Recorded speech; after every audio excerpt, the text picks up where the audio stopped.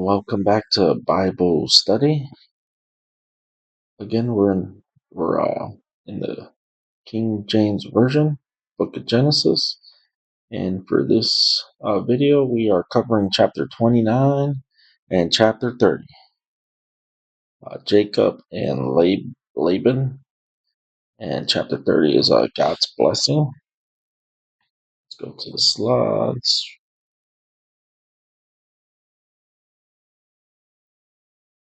All right, again, real life, real answers. If you searching for answers to any of these questions, this video should help you better understand how to deal with these issues, problems, why are relationships so complicated. Pretty common one, do I matter if I feel unloved? I'm sure we've all been there. Why do I compare myself? Everyone does that. Has God forgotten me? That's one where, our selfishness definitely always has us wondering why we aren't doing better. Why doesn't forcing things work? We all want it now, and maybe now's not the right time. And God bless me anyway. So again, real life, real answers. Again, I feel like we can use the Bible to reference situations we're in, problems we're in, issues we have. I feel like you can definitely always reference something, and these are what is covered in these two chapters. There might be more, but these are, I think, the most, I don't want to say important, but these are the most ones that stuck out. So let's start the Bible study. Genesis 29:1. Then Jacob went on his journey and came into the land of the people of the east. Study notes. Jacob continues traveling after his encounter with God. He arrives in the land of the east toward his family's region. This begins a new part of his life where God's promises will start unfolding. Genesis 29:2. And he looked, and behold, a well in the field, and lo, there were 3 flocks of sheep lying by it. For out of that well they watered the flocks. And a great stone was upon the well's mouth. Jacob sees a well with sheep gathered around it. The well is important because it provides water for the flocks. A large stone covers the well, showing it is controlled and open at a specific times. Genesis 29:3. And thither were all the flocks gathered, and they rolled the stone from the well's mouth, and watered the sheep, and put the stone again upon the well's mouth in his place. The shepherds gathered together before opening the well. They rolled the stone away, watered the sheep, then cover it again. This shows an organized system and shared responsibility for using the well. Genesis 29:4. And Jacob said unto them, My brethren, whence be ye? And they said, Of Haran are we. Haran?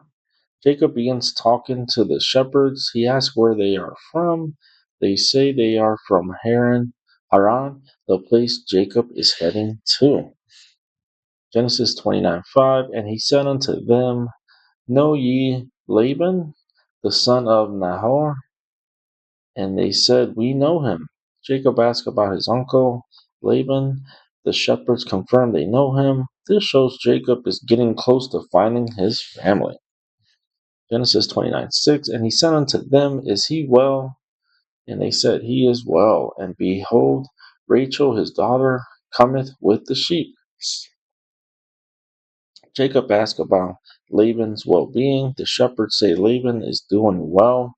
They mention that Rachel, Laban's daughter, is approaching with the sheep, setting up an important meeting. Genesis 29:7. And he said, Lo, is yet high day, neither is a time that the cattle should be gathered together. Water ye the sheep, and go and feed them. Jacob notices it is still early in the day. He suggests the shepherds should water the sheep and keep working. This shows Jacob's initiative and readiness to act not just wait around.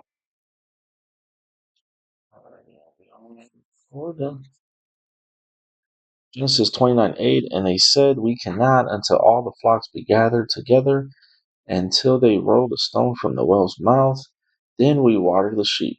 The shepherds explained they must wait for everyone. The stone is heavy and requires group effort to move. This shows a shared system and why they don't act individual. Genesis 29:9, and while he yet spake with them, Rachel came with her father's sheep, for she kept them. Rachel arose while Jacob's still talking. She is working as a shepherd, caring for her father's sheep. This is the moment that sets up Jacob meeting Rachel. Genesis 29:10, and it came to pass when Jacob saw Rachel, the daughter of Laban, his mother's brother, and the sheep of Laban, his mother's brother, that Jacob went near and rolled the stone from the well's mouth and watered the flock of Laban, his mother's brother. Hmm. Jacob meets Rachel, his relative, for the first time. He is moved to action and removes the heavy stone himself. He helps water Laban's flock, showing strength and willingness to serve. Genesis 29:11, and Jacob kissed Rachel and lifted up his voice and wept. Jacob is overwhelmed with emotion after meeting Rachel. He kisses her as a greeting and family expression of joy. He weeps, likely from relief, gratitude, and deep emotion at finding his family. Genesis 29:12, and Jacob told Rachel that he was her father's brother and that he was Rebekah's son, and she ran and told her father. Jacob explains his identity and family connection. Rachel learns he is a relative from her father's side. She quickly runs to tell Laban the news. Genesis 29:13, and it came to pass when Laban heard the tidings of Jacob, his sister's son, that he ran to meet him and embraced him and kissed him and brought him to his house. And he told Laban all these things. Laban is excited to hear Jacob has arrived. He greets Jacob warmly with a kiss and embrace. Jacob then explains his journey and what has happened so far. Genesis 29:14, and Laban said to him, surely thou art my bone and my flesh. And he abode with him the space of a month. Laban confirms Jacob is truly family. Jacob stays with Laban for about a month. This marks Jacob beginning to settle into his new life in Haran. Genesis 29:15, and Laban said unto Jacob, because thou art my brother, shouldest thou therefore serve me? For now, tell me, what shall thy wages be? Laban offers Jacob a fair arrangement instead of free labor. He asks Jacob what kind of payment or reward he wants. This sets up the agreement that will lead to Jacob working for Laban. Genesis 29:16, and Laban had two daughters. The name of the elder was Leah, and the name of the younger was Rachel. Laban has two daughters, Leah and Rachel. This introduces both women who will become important in Jacob's life. The focus begins to shift toward family relationships and marriage plans. Genesis 29:17, Leah was tender-eyed, but Rachel was the beautiful and well-favored. Leah and Rachel are contrasted in appearance. Rachel is described as very beautiful. This sets up why Jacob is especially drawn to Rachel. Genesis 29:18, and Jacob loved Rachel and said, I will serve thee 7 years for Rachel, thy younger daughter. Jacob deeply loves Rachel. He offers to work for Laban for 7 years to marry her. This shows how much Jacob values Rachel. He is willing to work a long time for her. Genesis 29:19, and Laban said, it is better that I give her to thee than that I should give her to another man. Abide with me. Laban agrees to Jacob's offer. He says it is better for Rachel to marry Jacob than someone else. Jacob is invited to stay and begin working for Laban. Genesis 29:20, and Jacob served 7 years for Rachel, and they seemed unto him but a few days, for the love he had to her. Jacob works for 7 years to marry Rachel. His love for her makes the time feel short. This shows strong love, patience, and commitment. Genesis 29:21. And Jacob said unto Laban, give me my wife, for my days are fulfilled, that I may go in unto her. Jacob reminds Laban that his years of work are complete. He is ready to marry Rachel. This shows Jacob expecting Laban to keep his promise. Genesis 29:22. And Laban gathered together all the men of the place and made a feast. Laban prepares a wedding celebration. Many people are invited to the feast. This sets the stage for what should be a joyful marriage event. Genesis 29:23. And it came to pass in the evening that he took Leah, his daughter, and brought her to him, and he went in unto her. Laban deceives Jacob by giving him Leah instead of Rachel. The switch happens at night, making it easier to hide the deception. Jacob unknowingly marries Leah instead of the woman he loved. So now I have read this chapter already, and while I don't remember everything, I do remember this event. And of course, reading this the first time, it really got to me. It got me to thinking, I guess, or whatnot. I know there are different times, but it was just very interested in what happened. And obviously, I don't want to spoil it if you haven't completed this chapter before. But um, moving forward, I've read up to Exodus. Exodus. I have not completed that chapter, but it will be kind of neat. Obviously, doing this Bible study with the chapters that I have not read, this will be the first time I'm reading them. Just to see how I react, of course, and just share what I think about it or whatnot. But yeah, let's continue with this.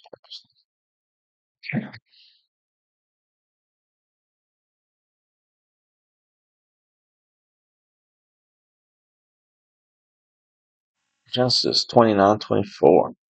And Laban gave unto his daughter Leah Zilpah, his maid and handmaid. Laban gives Leah a servant named Zilpah. This was a normal custom to provide servants to daughters. It shows Laban's actions were planned and organized in the marriage arrangement. Genesis 29:25. And it came to pass that in the morning, behold, it was Leah. And Jacob said to Laban, what is this thou hast done unto me? Did not I serve with thee for Rachel? Wherefore then hast thou beguiled me? Beguiled me? Jacob discovers he was deceived. He married Leah instead of Rachel. He confronts Laban about the trick. This mirrors how Jacob once deceived his own father, showing reaping consequences of deception. Never thought of it like that. Genesis 29:26. And Laban said, it must not be so done in our country to give the younger before the firstborn. Laban gives a cultural excuse for his actions. He claims the older daughter must be married first. This shows Laban justifying the deception after it already happened. Genesis 29:27. Fulfill her week, and we will give thee this also for the service which thou shalt serve with me yet 7 other years. Laban asked Jacob to complete the wedding week with Leah. He then offers Rachel, but only in exchange for another 7 years of work. Jacob is trapped into working much longer than expected. Yeah, first time reading this, I was definitely like, imagine, you give 7 years of your life. I know they're different years than our years now, but you give 7 years for what you think you're going to get your wife, and now you got to do another 7 years. Oof. Genesis 29:28. And Jacob did so and fulfilled her week, and he gave him Rachel his daughter to wife also. Jacob completes the wedding week with Leah. He then marries Rachel as well. This shows Jacob now has two wives, following Laban's agreement. We won't touch that. Genesis 29:29, and Laban gave to Rachel his daughter Bilhah, his handmaid, to be her maid. Laban gives Rachel a servant named Bilhah. This was part of the custom of providing attendants for daughters. It shows Laban continuing to set up the family arrangements. Genesis 29:30, and Jacob went in also unto Rachel, and he loved also Rachel more than Leah, and served with Laban yet 7 other years. Jacob also marries Rachel after Leah. He loves Rachel more than Leah, which creates tension in the family. He continues working another 7 years for Laban. Genesis 29:31, and when the Lord saw that Leah was hated, he opened her womb, but Rachel was barren. God notices Leah's pain and lack of love from Jacob. God shows compassion by blessing Leah with children. Rachel, though loved, is unable to have children at this time, showing that God controls blessing and timing. Yeah. Genesis 29:32, and Leah conceived and bare a son, and she called his name Reuben. Reuben, believe. For she said, surely the Lord had looked upon my affliction. Now therefore my husband will love me. Leah gives birth to her first son, Reuben. She believes God has also she believes God has seen her suffering. She hopes this child will help her gain Jacob's. Genesis 29:33, and she conceived again and bare a son, and said, because the Lord had heard that I was hated, he had therefore given me this son also, and she called his name Simon. Leah has a second son. She believes God heard her pain and responded with kindness. She names him Simon, showing God is aware of her situation.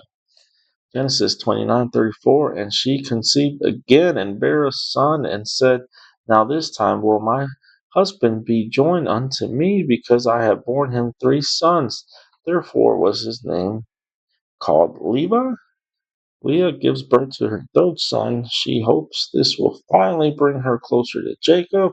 The name Levi reflects her desire for stronger connection in the family. Genesis 29:35, and she conceived again and bare a son, and she said, now will I praise the Lord. Therefore she called his name Judah, and left bearing. Leah gives birth to her fourth son. Her focus shifts from seeking Jacob's love to praising God. She names him Judah, showing gratitude to the Lord. And now we'll start chapter 30, verse 1. And when Rachel saw that she bare Jacob no children, Rachel envied her sister and said unto Jacob, give me children, or else I die. Rachel becomes jealous of Leah because she has children. She feels deep pain and desperation. This shows how comparison and waiting can lead to strong emotions and pressure. Genesis 30, verse 2, and Jacob's anger was kindled against Rachel, and he said, am I in God's stead, who had withheld from thee the fruit of the womb? Jacob becomes upset at Rachel's demand. He reminds her that only God controls life and children. This shows a moment of tension and the truth that some things are beyond human control. Genesis 33, and she said, behold, my maid Bilhah, go in unto her, and she shall bear upon my knees, that I may also have children by her. Rachel comes up with the plan to have children through her servants, which we've already read has happened. She offers Bilhah to Jacob as a surrogate. This reflects the cultural practice of the time, but also shows Rachel trying to solve things in her own way instead of waiting on God. I thought that was wrong, but no, after you read it, it was correct. Genesis 30, and she gave him Bilhah, her handmaid, to wife, and Jacob went in unto her. Rachel gives her servant Bilhah to Jacob. Jacob accepts and marries Bilhah. This begins a situation where children will be born through Bilhah on Rachel's behalf. Genesis 35, and Bilhah conceived and bare Jacob a son. Leah becomes pregnant. She gives Jacob a son on behalf of Rachel. This continues to grow in family through different mothers. Genesis 36. And Rachel said, God had judged me and had also heard my voice and had given me a son. Therefore called she his name Dan. Rachel sees the birth as God responding to her situation. She believes God has judged or acted in her favor. The son is named Dan, showing Rachel's belief that God has heard her request. Genesis 37, and Bilhah, Rachel's maid, conceived again and bare Jacob a second son. Bilhah has another son for Jacob. This increases Rachel's family through her maid. The family structure continues to grow in complexity. Genesis 38, and Rachel said, with great wrestling have I wrestled with my sister, and I have prevailed. And she called his name Naphtali. Ooh, that one I'll have to look up. Naphtali. Rachel expresses emotional struggle and competition with Leah. She feels she is competing in who has more children. The name Naphtali reflects her feeling of struggle and victory in that rivalry. Amazing. Genesis 39. When Leah saw that she had left bearing, she took Zilpah, her maid, and gave her Jacob to wife. Leah stops having children for a time. She responds by giving her servant Zilpah to Jacob. This shows the ongoing family tension and competition between Leah and Rachel. At what point does Jacob say no? And Zilpah, Leah's maid, bare Jacob a son. Zilpah, Leah's servant, gives birth to a son for Jacob. This continues the expansion of Jacob's family through multiple wives and servants. It shows how the family situation is becoming more complex. Genesis 30:11, and Leah said, a troop cometh, and she called his name Gad. Gad. Leah sees his birth as a sign of good fortune.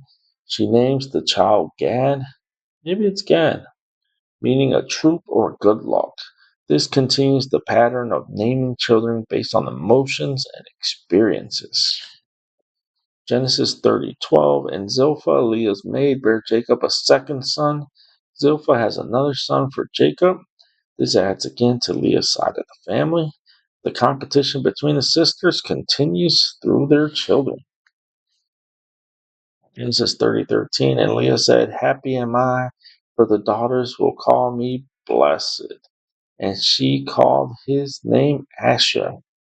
Leah expresses joy and satisfaction. She believes others will see her as blessed. She names the child Asher, meaning happiness and blessing.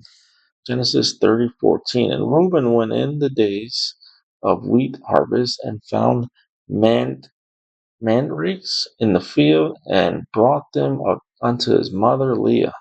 Then Rachel said to Leah, give me, I pray thee, of thy sons mandrakes. Reuben finds mandrakes, plants believed to help with fertility. Rachel asks Leah for them. This shows how much Rachel desires children and the ongoing tension between the sisters. Genesis 30:15, and she said unto her, is it a small matter that thou hast taken my husband? And wouldest thou take away my son's mandrakes also? And Rachel said, therefore he shall lie with thee tonight for thy son's mandrakes. Leah feels hurt and speaks up about her situation. Rachel agrees to a trade involving time with Jacob. This shows how the family relationships are strained and complicated. Genesis 30:16, and Jacob came out of the field in the evening, and Leah went out to meet him, and said, thou must come in unto me, For surely I have hired thee with my son's mandrakes. And he lay with her that night. Leah meets Jacob and tells him about the agreement. Jacob spends the night with Leah. This continues the complex family situation and tensions between Leah and Rachel. Genesis 30:17, and God hearkened unto Leah, and she conceived and bare Jacob the fifth son. God responds to Leah's situation. Leah becomes pregnant again and has another son. This shows that God is still in control and attentive to her life, even in a difficult family situation. Genesis 30:18, and Leah said, God had given me my heir. No, it's not fire, right? Because I have given my maiden to my husband, and she called his name Issachar. Issachar. Leah believes God has rewarded her situation. She connects her blessing to what she did with her maid. She names her son Issachar, reflecting the idea of reward, wages. Genesis 30:19, and Leah conceived again and bare Jacob the sixth son. Leah becomes pregnant again. She gives Jacob another son. This continues the growth of Jacob's family through Leah. Genesis 30:20, and Leah said, God had endued me with a good dowry. Now will my husband dwell with me, because I have borne him six sons. And she called his name Zebulun. Zebulun? Zebulun. Leah feels God has blessed her generosity. She hopes Jacob will now stay closer to her. She names the son Zebulun, expressing hope for honor and connection in her marriage. Genesis 30:21, and afterwards she bare a daughter and called her name Dinah. Dinah? No, Dinah. Leah gives birth to a daughter. Her name is Dinah. Dinah. This is the first daughter mentioned in Jacob's family. Genesis 30:22, and God remembered Rachel, and God hearkened to her and opened her womb. God turns his attention to Rachel. He hears her prayers and answers them. Rachel is finally able to have children, showing that God's timing is perfect. Genesis 30:23, and she conceived and bare a son and said, God had taken away my reproach. Reproach. Rachel finally has a child. She feels her shame is removed. That's that must be what reproach is. This shows her deep emotional relief after waiting so long.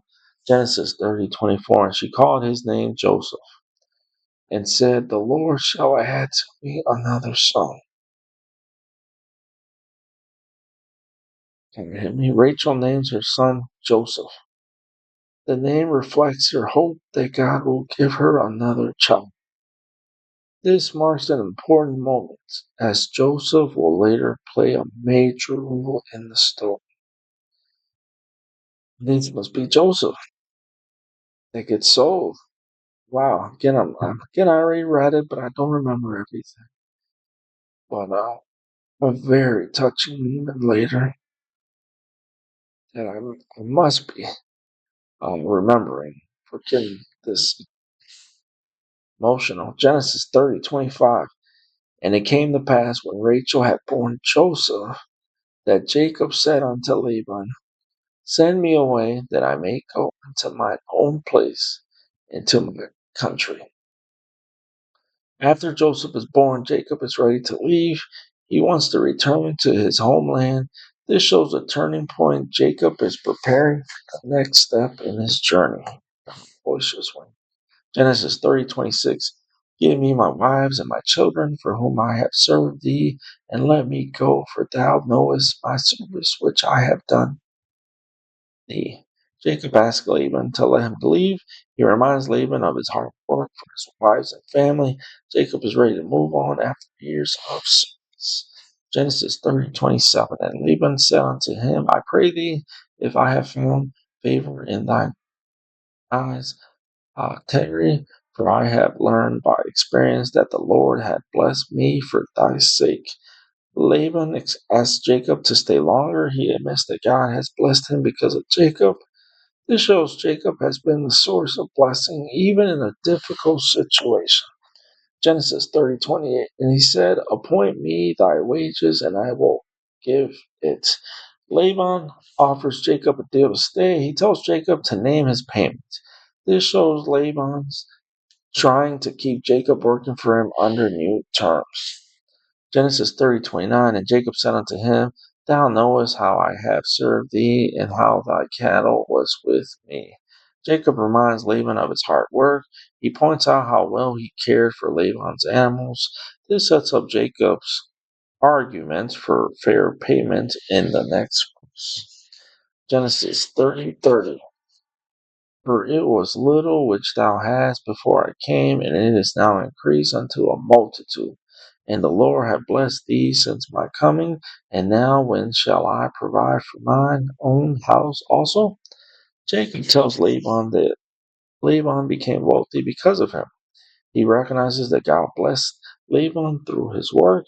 Jacob now wants to start providing for his own family. Genesis 30:31. And he said, what shall I give thee? And Jacob said, thou shalt not give me anything. If thou wilt do this thing for me, I will again feed and keep thy flock. Laban asks Jacob what payment he wants. Jacob refuses a simple wage or gift. Instead, he proposes continuing to work under a different agreement. Genesis 30:32. I will pass through all thy flock today, removing from thence all the speckled and spotted cattle, and all the brown cattle among the sheep, and the spotted and speckled among the goats, and of such shall be my hire. Jacob proposes his wages. He will take the animals that are spotted, speckled, or dark colored. This is a way for Jacob to be paid based on what naturally increases in the flock. Genesis 30:33. So shall my righteousness answer for me in time to come, when it shall come for my hire before thy face. Everyone that is not speckled and spotted among the goats and brown among the sheep, that shall be counted stolen with me. Jacob sets a clear rule for honesty. Only the speckled, spotted, and dark animals will be his wages. Anything else would be considered stolen, keeping the agreement fair and transparent. Right. Genesis 30:34. And Laban said, behold, I would it might be according to thy word. Laban agrees to Jacob's proposal. He accepts the terms without change. This sets the agreement in motion between Jacob and Laban.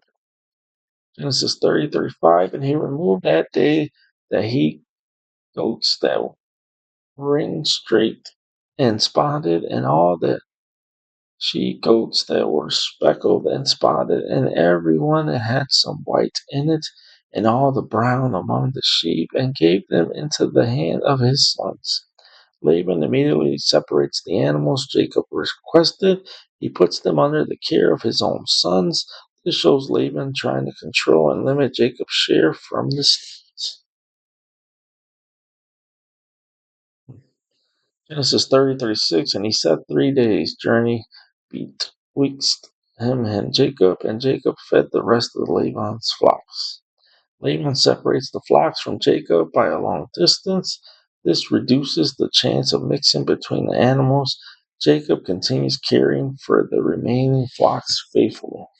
Genesis 30:37. Jacob took him rods of green poplar poplar, and of the hazel and chestnut tree, and piled white streaks in them, and made the white appear which was in the rods. Jacob prepares branches from different trees. He peels stripes to create light and dark patterns. This is part of Jacob's strategy when tending the flocks. Genesis 30:38. And he set the rods which he had piled before the flocks in the gutters in the watering when the flocks came to drink, and they should conceive when they came to drink. Jacob places the peeled branches where the animals drink. The flocks see the branches while breeding. This is part of Jacob's plan while managing Laban's animals. Genesis 30:39. And the flocks conceived before the rods and brought forth cattle ring straight. speckled, and spotted. The animals give birth to pattern offspring. These are the kinds Jacob had agreed would be his wages. This results in Jacob increasing his own lifestyle. It's a story. 40. And Jacob did separate the lambs and set the faces of the flocks toward the ring streak and all the brown in the flock of Laban. And he put his own flocks by themselves and put them not unto Laban's cattle. Jacob separates his animals from Laban's. He organizes the flocks carefully to distinguish ownership. This shows Jacob managing resources with strategy and fairness in the agreement. Genesis 30:41, and it came to pass, whensoever the stronger cattle did conceive, that Jacob laid the rods before the eyes of the cattle in the gutters, that they might conceive among the rods. Jacob focuses on the stronger animals when they breed. He uses the rods during the breeding time. This is part of his plan to increase the stronger livestock for himself. Genesis 30:42.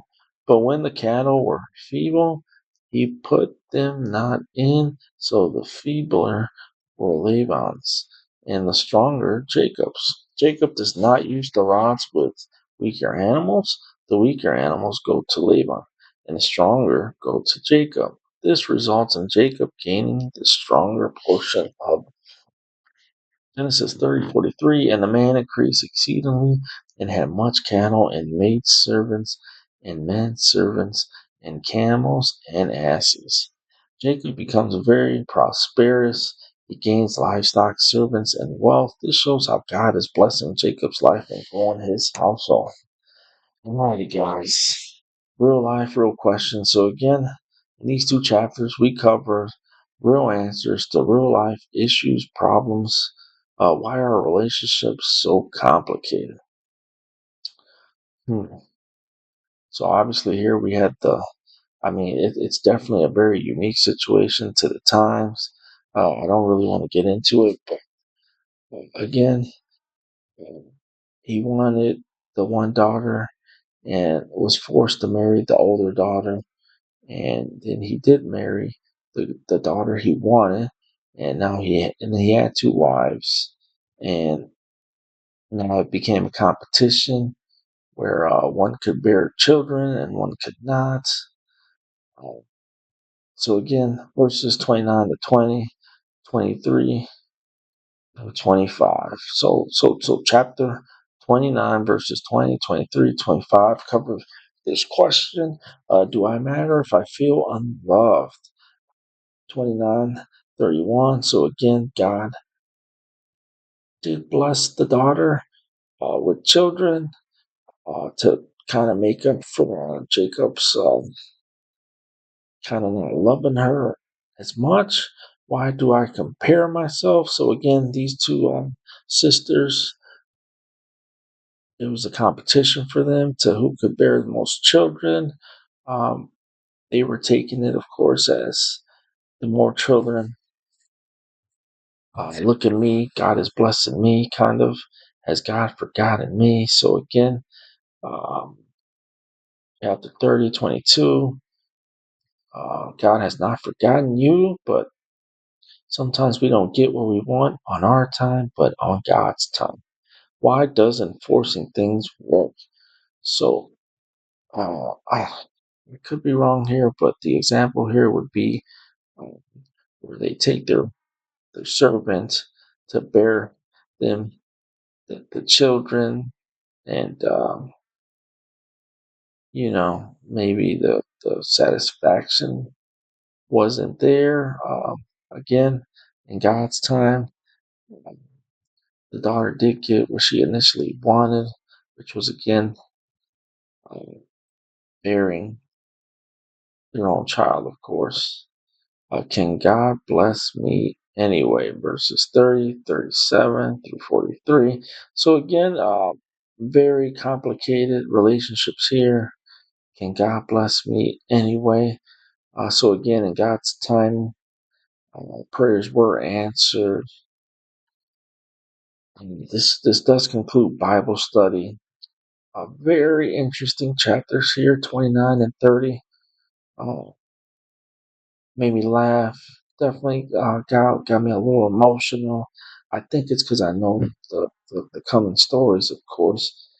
Um, it could just been the relationship, of course, here, the competition here, and seeing, of course, in God's time, everything kind of being fulfilled. Definitely gets you a little emotional. Again, thank you again, and until the next Bible study, we are working towards finishing Genesis.